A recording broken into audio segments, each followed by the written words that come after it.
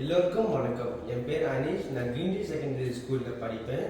நான் இந்த செகண்டரி 4ல் இருக்கேன். நான் 3 வருஷம் நான் வந்து ஜெயகனிங்காவில் இருக்கேன். இங்கே டீச்சர்ஸ் முதலாவது நான் ஈஷுக்கு போனேன். என் வீட்டில் வந்து ரொம்ப தூரமாக இருந்தால் ஆனால் இங்கே பக்கத்தில் இந்த சிசிகே நான் வந்து தேர்ந்தெடுத்தேன். நான் இங்கெல்லாம் ஆசிரியர் வந்து எனக்கு மிகவும் எனக்கு சொல்கிறாங்க.